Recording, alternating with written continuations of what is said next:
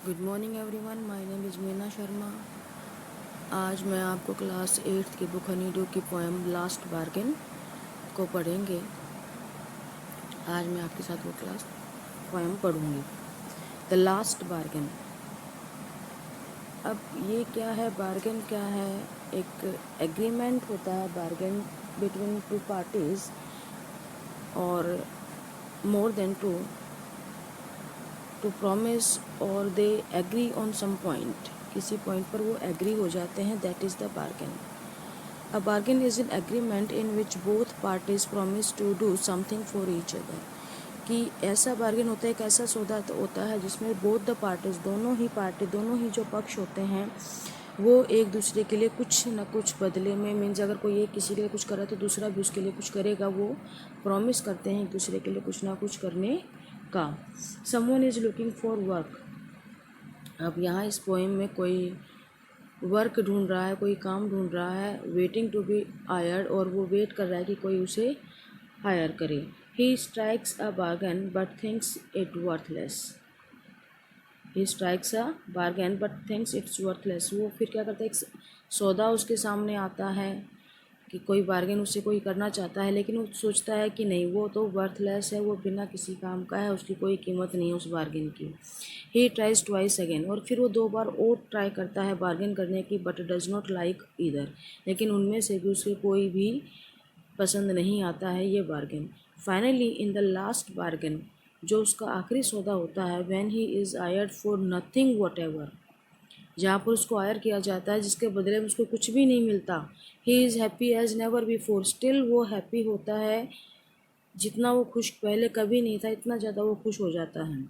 What is the bargain, तो हम इस पोएम में पढ़ेंगे आखिर उसने इस तरह का कौन सा सौदा किया था एंड किया है, and why is it the best, और ये उसके लिए लास्ट बार्गेन क्यों इतना ज़्यादा बेस्ट और सबसे अच्छा बार्गेन कहलाता है। Let's read the poem. Here the person is there, this person is waiting to be hired, और ये 2 या 3 बार अपनी बार्गेन की कोशिश करता है, बट वो बार्गेन नहीं हो पाता है, और एट लास्ट वो कामयाब हो जाता है अपने आप को हायर कराने में, लेकिन यहाँ पर उसे कुछ नहीं मिलता है। तो आखिर ऐसी कौन सी चीज़ है, किस तरह का बार्गेन वो करता है कि वो खुश हो जाता है। Let's see. Come and hire me, come and hire me, आओ और मुझे हायर करो, मीन्स मुझे कोई काम दो। आई क्राइड, मैं चिल्लाया, वाइल इन द मॉर्निंग, जब सुबह, I was walking on the stone paved road, पत्थर का जो बने हुए रोड थे उस पर जब मैं चल रहा था, तो सुबह मैंने चिल्लाया खूब, कम एंड हायर मी, आओ मुझे हायर करो। Sword in hand the king came in his chariot, sword in hand, हाथ में तलवार लिए, the king Raja, came in his chariot, अपने रथ पर आया। He held my hand, he held my hand, उसने मेरे हाथ को पकड़ा, एंड सेड, और कहा, I will hire you with my power, कि हाँ मैं तुम्हें अपनी ताकत से हायर करता हूँ।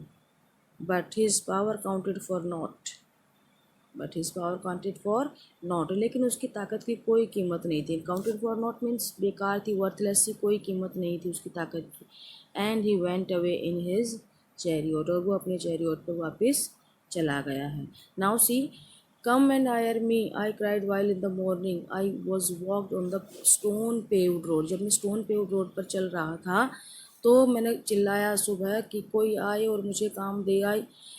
देन व्हाट हैपन, फिर क्या हुआ, स्वॉर्ड इन हिज हैंड, हाथ में तलवार लिए, sword in his hand, the king came in his chariot, अपने रथ पर, चैरियट मीन्स रथ पर आया। He held my hand and said, he held my hand, उसने मेरा हाथ पकड़ा और कहा, I will hire you with my power, मैं अपनी पावर से तुम्हें हायर करता हूँ। But his power counted for not, लेकिन जो उसकी पावर थी वो उसकी कोई कीमत नहीं थी।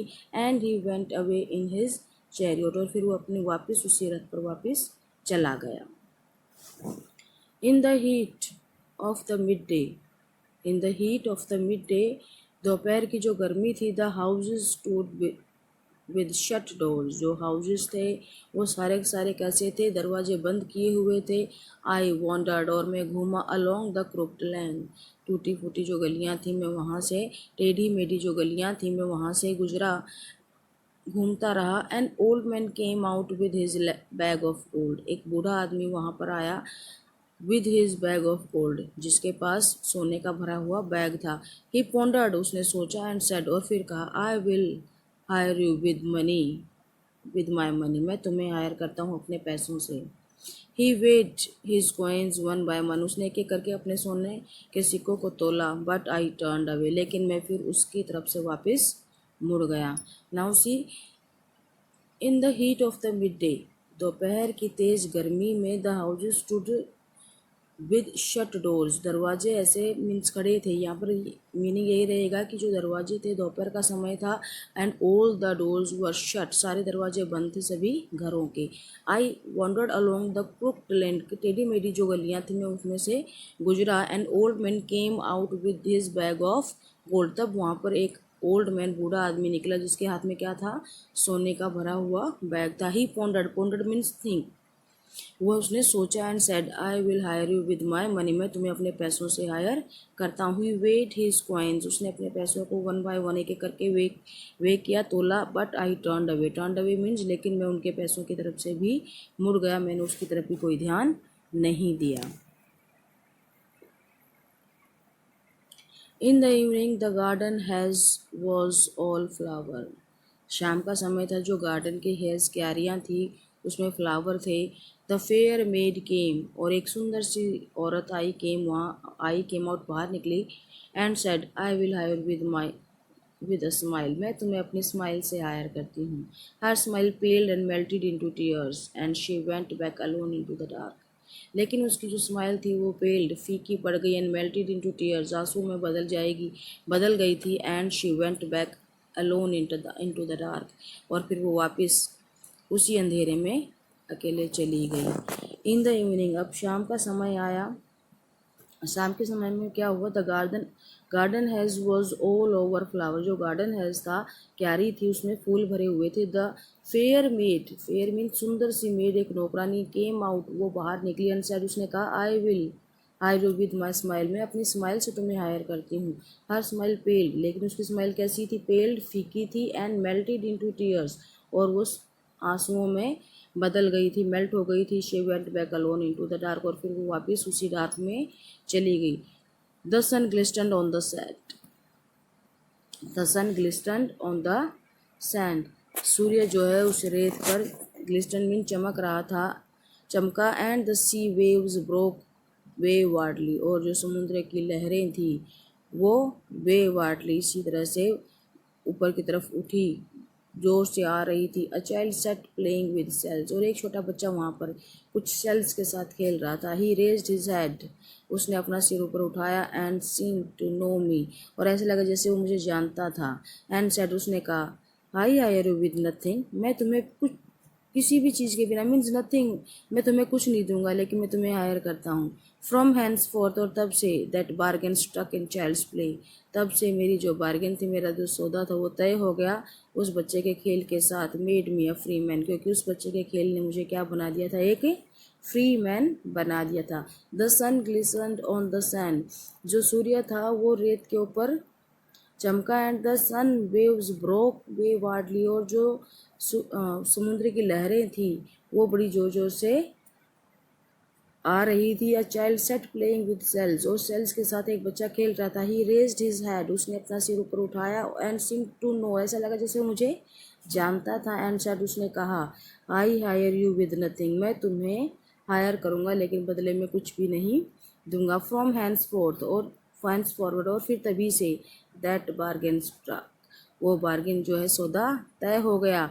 इन चाइल्ड्स प्ले, उस बच्चे के खेल में। मेड मी अ फ्री मैन, क्योंकि उस बच्चे के खेल से क्या था, मैं एक फ्री मैन अपने आप को फील किया। क्योंकि अगर वो now see if he worked with the king, अगर वो किसी किंग के साथ काम करता तो उसकी पावर्स उसको जो है परचेज कर लेती और वो एक स्लेव बन जाता। और अगर वो किसी अमीर व्यक्ति, किसी रिच मैन के पास काम करता तो क्या होता, उसके पैसों में उसे तोला जाता और फिर से वो एक स्लेव बन जाता। और अगर वो किसी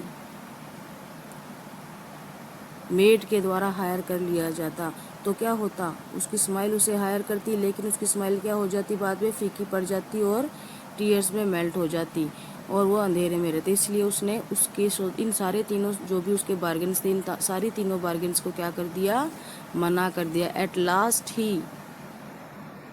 agreed a bargain with a child and the bargain made him a free man. और आखिर में जो उसने बार्गेन की, उस बार्गेन की वजह से वो एक फ्री मैन बन गया। The very good and interesting poem written by Rabindranath Tagore. Let discuss the question answer of this poem. Who is the speaker in the poem? Who is the speaker in the poem? यहाँ पर speaker कौन रहेगा? The poet.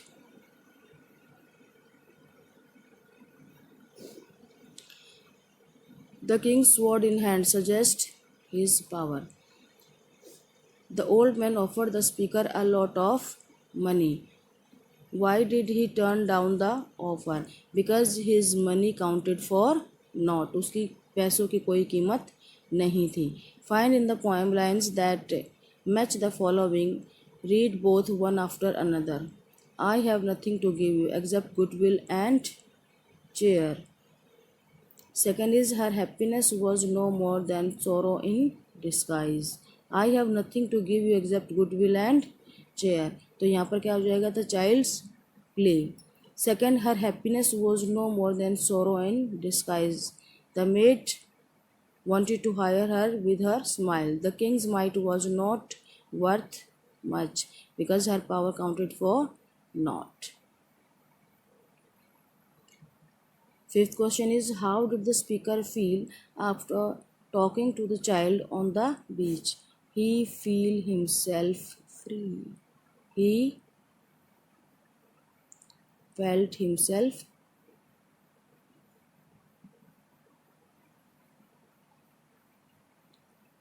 free. So class, here your poem is completed. Watch the video carefully, write question answer, and like, share, comment and subscribe my channel. Thank you. Have a nice day.